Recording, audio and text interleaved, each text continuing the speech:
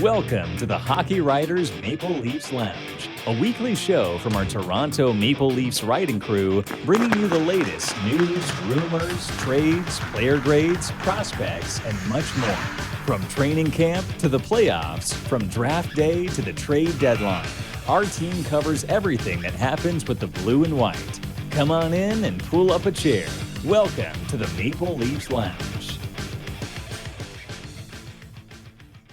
And welcome back to another episode of the Maple Leafs Lounge. I am your host, Peter Baracchini, and I'm joined as always, for the last week or so, Julian Mongillo. I almost stumped myself over that, even though No, you got it. It's an Italian last name. And yeah, unfortunately, Alex Hobson is not with us this weekend. He's, on vacay, taking some R&R time, and we should probably follow suit at some point. I'm thinking about taking a trip to Vegas, maybe. We'll see.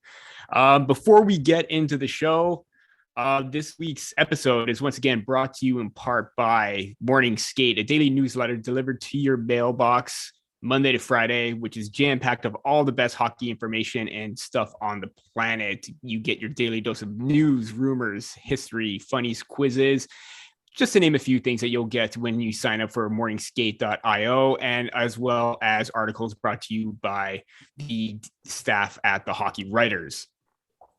So I guess we should just delve right into what just transpired, a little over a few hours, 10, 12 hours ago, whatever you want to call it. But the Toronto Maple Leafs had a comfortable 7-2 lead going into the third period against the Detroit Red Wings. And I don't know what happened. It was really something out of a playbook of something from the 80s, high octane offense, but there's a lot to unpack in that third period. Julian, what were your thoughts of the first 40 minutes? And then ultimately, if you want to just get right into it, the result that was 10-7 Maple Leafs victory. Well, I mean, it's quite the I guess, increase from what we saw on the Thursday night. My dad and my sister were at that Minnesota game. First period was kind of a lull, and they ended up getting the win, played pretty well that game. And then, Saturday night rolls along, and then it's an explosion of offense, and for both sides. I get the whole narrative of, they blew a 7-2 lead. And of course that's not ideal. And I just want to say that I don't really fault all the goals on the goaltending. Campbell did let in, not to focus on him right away, but he did focus on there's a couple goals that were on him, but I thought the team overall responded well, because when things start hitting the fan there, it would have been easy for them to just kind of get off track and just derail, because that penalty that happened in the third, when they were it was a goal away, right? Detroit was a goal away, and they call the timeout, they settle everything down, and they end up scoring on the shorthanded goal. So I think that the way they kind of dealt with it after that whole aftermath of the offense from the Red Wings came, I thought that was, that showed a lot of character to the team, and being able to trust in each other, and other players coming up big for them. So I'll give them a credit for that, but obviously nobody wants to see a 7-2 lead dissipate and become as close as a game like that, where you had to score 10 goals just to win. Yeah. And I think the biggest saving grace in that game was the performance by the top line of Mitch Marner, Austin Matthews, and Michael Bunting, as well as the supporting cast of the third line, because they got some offense going as well. But to see Marner, and we're going to talk about him a little bit later on, but 6 points from him, 5 from Bunting, and 4 from Matthews. If they didn't hit the score sheet, or they didn't have the outburst like they did in the first 40 minutes, it would have been a really completely different game.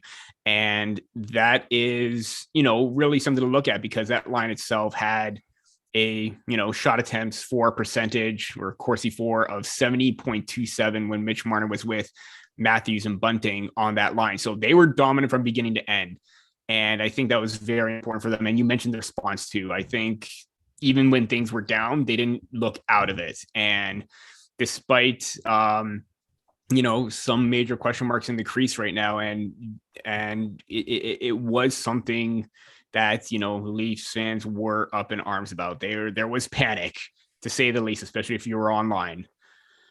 Well, yeah, that one definitely, make sure your blood pressure's all in check, up and down all game. So, but again, like that top line's been playing really great. Marner's been on a tear since, the new year, since he's been back really from his injury.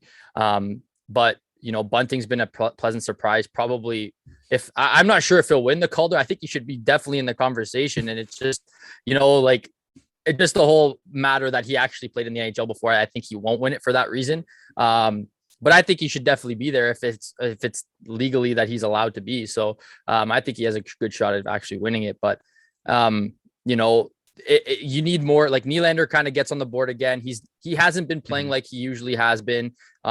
He was really dominant in the first half of the season, and it wasn't even about him just scoring goals. It was the way he was playing. He's kind of reverted back to the way he was playing last year, and it's kind of more of a floating around and softer plays on the puck, not hounding the puck and chasing it down, trying to recover it. So that's kind of, bleeding off. Then, Tavares has that illness that he's kind of overcoming, and, he doesn't even get 10 goals and he doesn't even get one.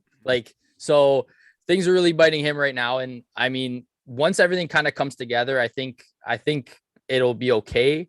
It's a little bit concerning now just because everything is one guy's not playing and then this guy's not playing. And I think it's just an overall thing. So once everything comes together, I think they'll be okay.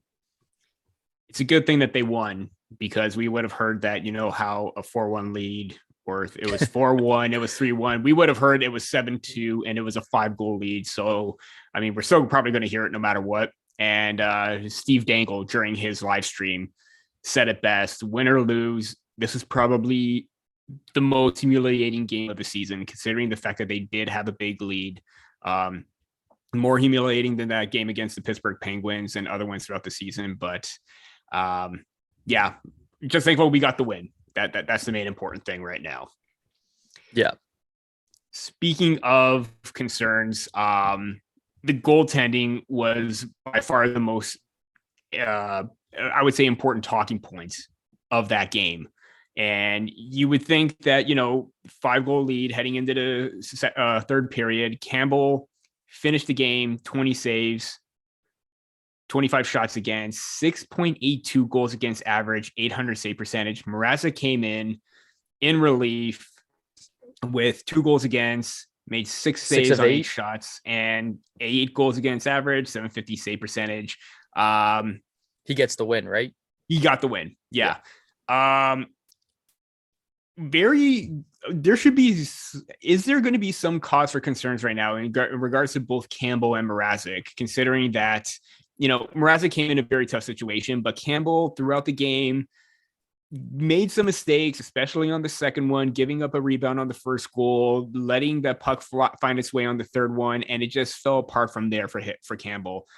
Mrazek came in, did what he can to, stop the leak and make sure everything was okay, but is this a cause for concern right now with the Maple Leafs goaltending, in probably what you would say is the most important part of the season right now? Well, I'll start off by saying, I was kind of surprised that they actually went back to Campbell, because Mrazek had a great game. 3-1, how do you, against a pretty good hockey team in Minnesota? So I was kind of shocked that they did it. I think the reasoning was because they wanted to try to give Campbell that confidence against a lesser opponent.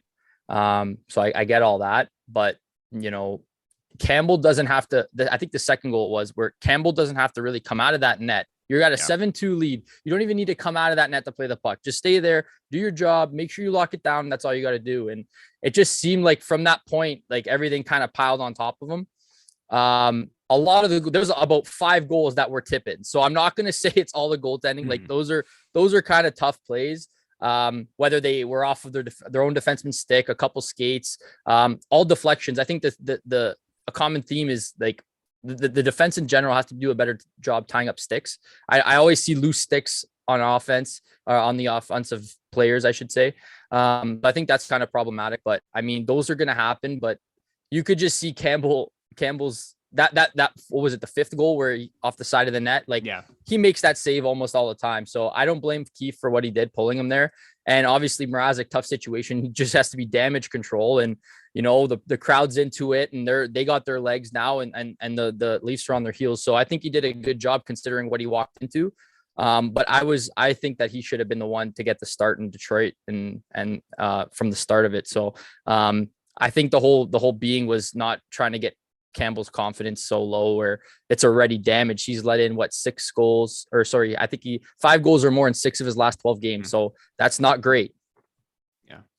And we go back to last season with Campbell, how, he started off hot with that, 11 straight wins, kind of hit a lull. And, we started to see him be really down on himself. And when you're a goaltender, you have to put games like this behind you very quick. You have to have that mental aspect to your game and mental strength. And it just seems like lately Campbell is having a hard time to try and turn the tides. And we've seen it in the past. We know he can do it. It's just something just doesn't seem right at this point. And in order for them to have success, he's got to turn the page quickly, whether it's, taking a little extra time in practice to try and, work on his angling shots, working through traffic kind of thing, try to get that confidence back, or, just taking a day to himself and just trying to regroup. Something needs to happen with Campbell and Mrazek. Well, Mrazek has been the better of the two lately, but if this keeps happening,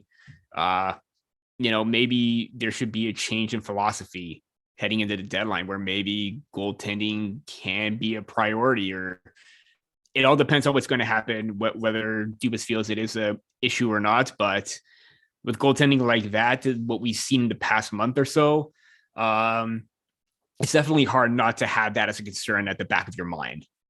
Yeah, no, I agree with you there. And you said something important too. I think instead of kind of working Campbell out of this, like having to work on this in practice, I would just give him, Campbell, you're going to be with us, whatever, stay with the team.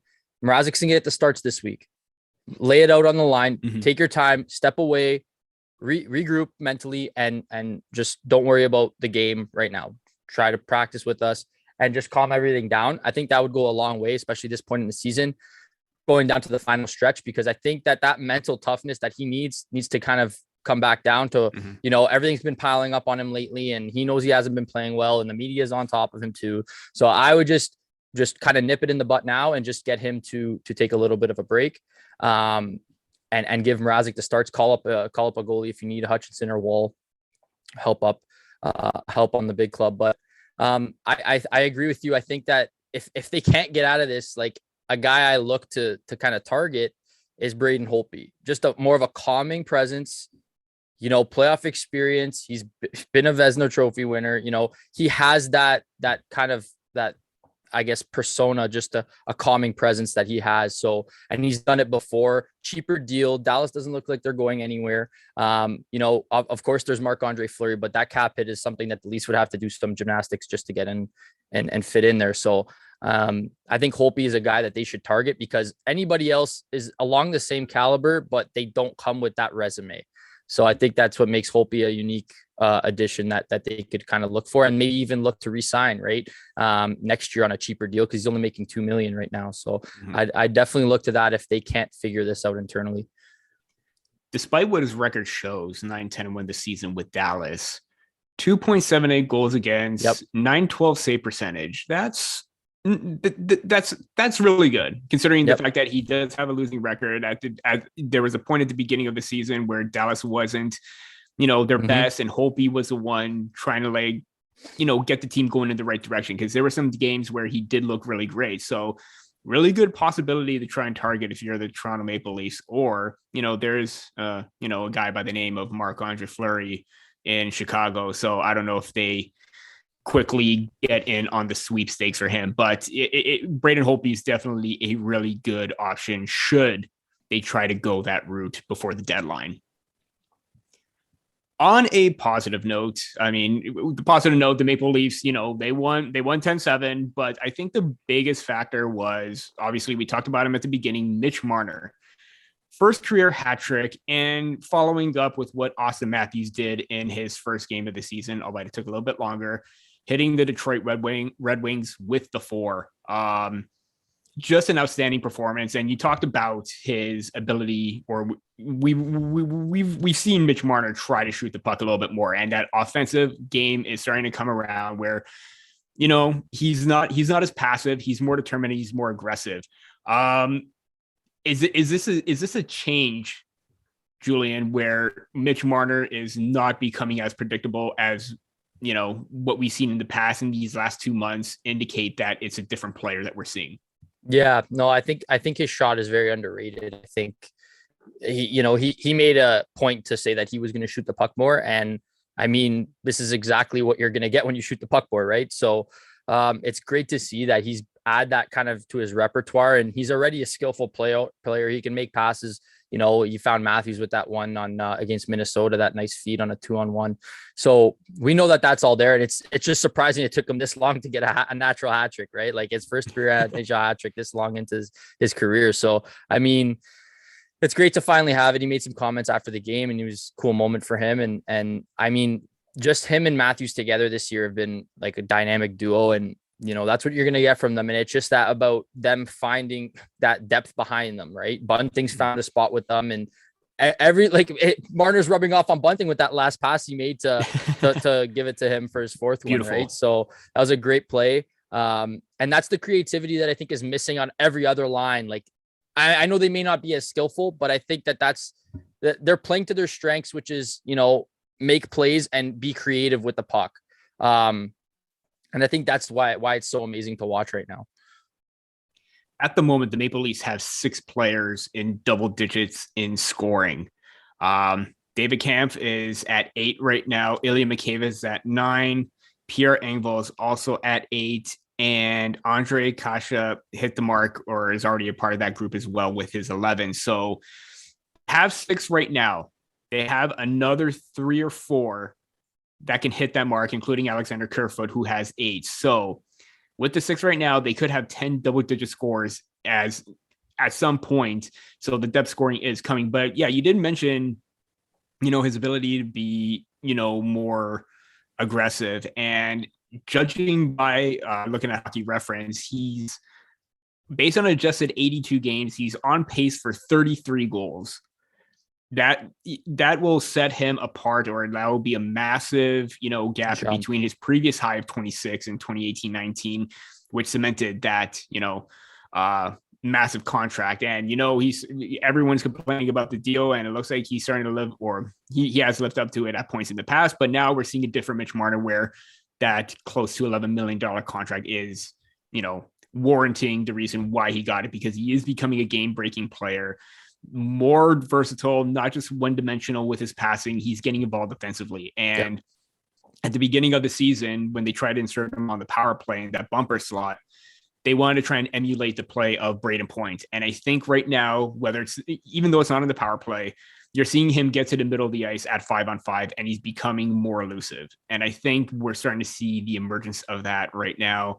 And yeah, and also I just want to throw a shout out to that picture posted by the Maple Leafs, where it's him, Bunting, and Matthews with 4. That was a big thumbs up right there, because that was really great to see. Yeah, that was. Recapping the show right now, just so you know, you should sign up for the Morning Skate .io, the daily newsletter delivered to your inbox by the Hockey Writers. Once again, NHL news, rumors, histories, funnies, quizzes, everything you want in a newsletter, including articles from the Hockey Writers staff.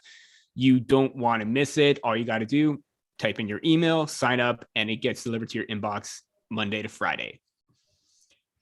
Jumping into the second half of the show, the Maple Leaf, we talked about the trade with the Arizona Coyotes last week, with Nick Ritchie and Ilya Lyubushkin being the main centerpieces, and we're seeing a little glimpse of why maybe Kyle Dubas was so high on him. And even at times with the Arizona Coyotes, even though that his numbers didn't look great on the Coyotes this season, and even in the past, we're seeing more confidence in him right now in that top 4. He's played top 4 minutes at times. He's played with a good defender, Rasmus Sandin, but 47 minutes so far in his 3 games played at 5-on-5, has a Corsi for percentage of 59.09 and an expected goals for percentage of 62.64.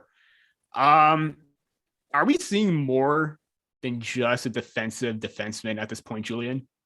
I know it's weird. I mean, first off, for that, going back to that trade, shout out to Dubas for just being, we didn't even get to see Dzingel. He was honest with him and said they would waive him. We didn't really talk about that last week because we didn't know what was going to happen. So class act by Dubas, just say stay in Arizona, see if you get claimed, and then we'll kind of do that. So it's unfortunate we didn't get to see Dzingel because I think he could have helped out in the bottom six, but we're okay where we are with what we have. So going to Lyubushkin though, he's brought that physical presence, which we all expected to bring. He throws the body around, and I think that he's found a nice home with Sandin on that pair. And it gives them the versatility to start moving pieces around. We saw Liljegren with Riley, kind of changing things up a little bit yesterday, but we are seeing, I think Lyubushkin was a product of his environment, like he was being depended on to be something that he's not, and he didn't really have the pieces around him to kind of be that type of defense or be as good as he could be. So I think he was definitely a product of his environment there. And, he was a minus rating and all that just because the team wasn't good. So I think we've seen him jump up in the rush or make good offensive pinches. And I think that's a really good part of his game because everybody kind of thought that he was just a stay at home, stay back, defend, let Sandin do his thing kind of defenseman. And it's been more of like a two-way where he's being able to pick and choose his spots where to jump in and try and contribute on the rush. And I think that as he kind of gets along here and they still try to figure things out, it's only been a couple games, 3 games you said. So I think he'll only get better.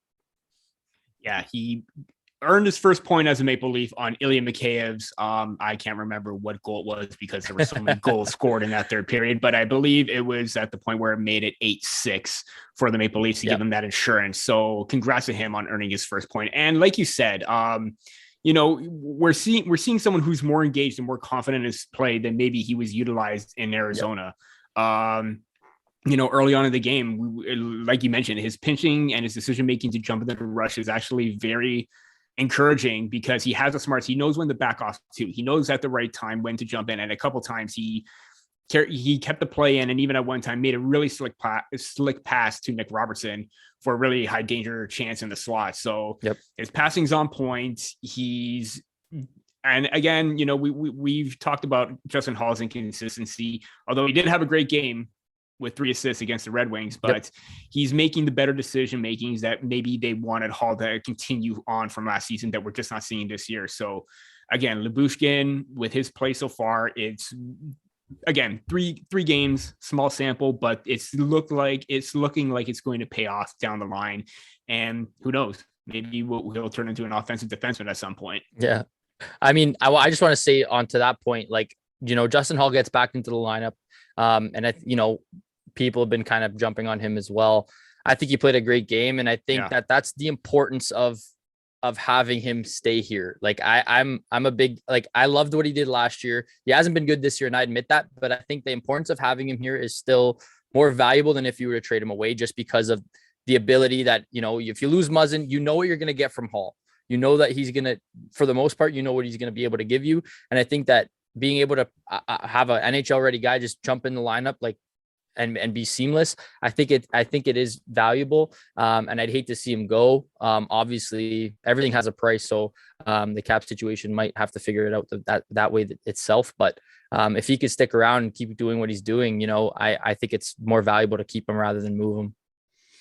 If we see the Justin Holl that we saw in the first half of the shortened season last year, keeping him around, I agree, it's definitely going to help out with the Maple Leafs, especially in a depth position, coming into the lineup. Whether he gets back in the lineup or not, it's still going to be great because you do need that depth should something happen in the playoffs. Yeah. And speaking of depth, the Maple Leafs called up Nick Robertson early, I believe it was Friday, and he was going to get into game action on Saturday against the Red Wings. And it's not necessarily his debut, but I would say it's a debut in front of fans, considering the fact that he had his debut against the Columbus Blue Jackets, scored a goal, made his regular season debut last season, but, hampered by injuries, didn't quite make the team this year. Again, out 8 to 10 weeks this season, missed majority of the AHL season with the Marlies, looked great coming back and earned a call up. There has been a lot of speculation floating around that maybe this is a, tryout Showcase kind of thing, tryouts in from the Maple Leafs, or showcasing him to, other teams out there should a bigger move, or should they do decide to make a big move. But putting that aside, let's stick on his gameplay in his first game. Julian, what were your thoughts? I think he was like electric. I think he provided that spark, that little energy to a bottom six that doesn't really have much of that, Spezza, I think, loved having him on his wing, someone a little bit more skilled, be able to make plays, and you kind of saw he was able to kind of match that level of enthusiasm or spark or energy, right? So he had a couple good chances in that game, and I think that he was playing well. And those first couple of ships that I saw him play, I said, why aren't you just like, I would immediately, if he's playing with that type of intensity and that type of energy, I would have put him straight up to the second line. Like I would just, let's see if we can get a skilled guy like this to get Tavares going. He's got that Marner-esque kind of vibe to him. And I think that Tavares could really use that little extra boost right now. So I was surprised he didn't kind of move him up to see what he can do, or put him in a better role to start off with, to give him that chance to succeed. I don't think it's much of a showcase, but I think people know what he is, and teams know what type of player he is. So if they were to move him, they know what they're going to get with him. And like you said, he earned this call up. He's been playing really well down in the AHL. And, it's just a matter of the contract situation again, where we don't necessarily need him up here, else I'm sure he would be here. So those injuries, again, to have a guy be able to step in and provide that energy, and even if it is on a fourth line role, I think he can really contribute and make the team better all around. Only earned 919 of ice time, but definitely made a count, 3 shots on goal, and even earned a penalty. I mean, dangerous hit on more Sider, but you know what? He does have that feistiness and that edge to his game, which, despite the size, he isn't afraid to back down from a challenge. I do agree that, he did have that pep in his step. He was motivated. He had that energy. And if it was to showcase him off again, I think it was during the broadcast. I can't remember if it was during the intermission, one of the intermissions, or in game. If they were showcasing him off, they could just, he was with the Marlies quite a bit, and the scouts have seen the Marlies quite a bit to know what they're getting with Nick Robertson. But either way, I thought he looked really good in his, fan game in fans debut kind of thing. So he's got technically 3 debuts at this point already. I again thought he looked excellent. Again, you mentioned the energy and, keeping up with that skill of Jason Spezza, and even matching the speed of Wayne Simmons, because he's able to keep up with them. He added a certain element, and even at times during the first period, they were a dangerous line.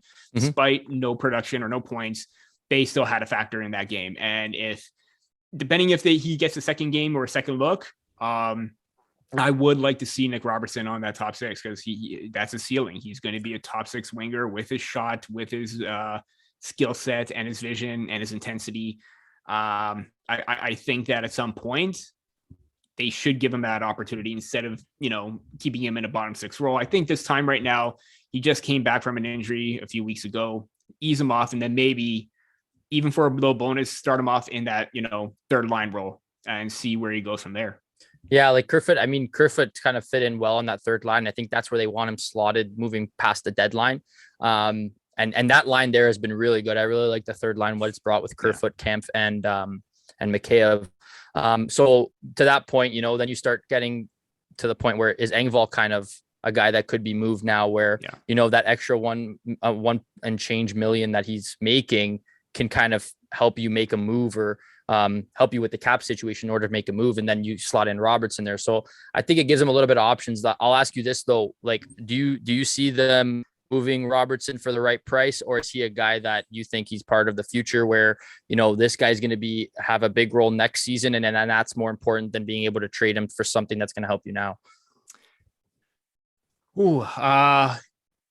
Dubas has mentioned that he wants to keep all of his top prospects. If at some point, if they do make a deal, I think they try to look at moving one of their mid-tier names, kind of like Ronnie Hirvonen, Mikhail Abramov, Semyon Dragochentsev.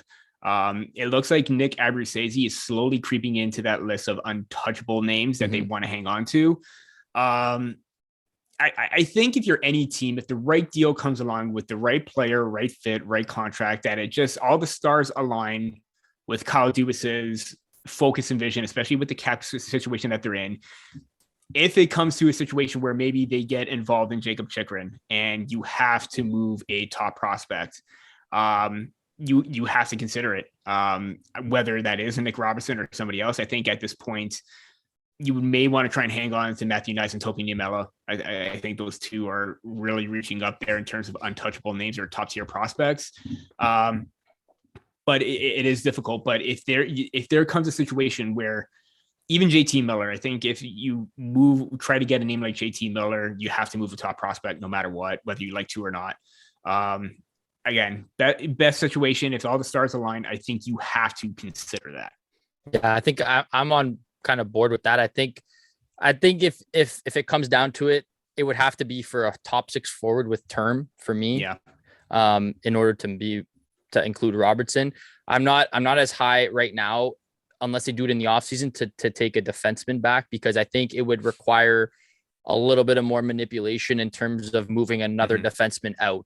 So I wouldn't touch that right now, even if it is like a guy like Chikrin. I think that's more of an offseason deal. So if you want to do that in the offseason and move him and then acclimate him. But a move like that needs a secondary move to happen in order to kind of make some space around. So I think if it's for a forward and a forward with term on a good team friendly deal, I think that overall I would have to say the time is now and you got to move Robertson if it came to it. Yeah. Again, you mentioned moving certain names. And again, Pierre Engvall's name is probably on that list of potential contracts to move up and free up some additional space if and need be. Move does happen either before the deadline or during the off season. And before we wrap up the show, once again, if I didn't convince you the first 2 times, I'm going to try to do my best to convince you the third to sign up for morningskate.io, the daily newsletter from the hockey writers, where you get the latest news, updates, facts, trivias, and everything you want in an update, including articles from our amazing writing staff. You will not be disappointed. So please, all you got to do is just type in your email and you're set. As for this show, that about wraps it up for the latest edition of the Maple Leafs Lounge. Once again, thank you for tuning in. For Julian Mongillo, I'm Peter Baracchini. Thank you again for watching, and we'll see you next week.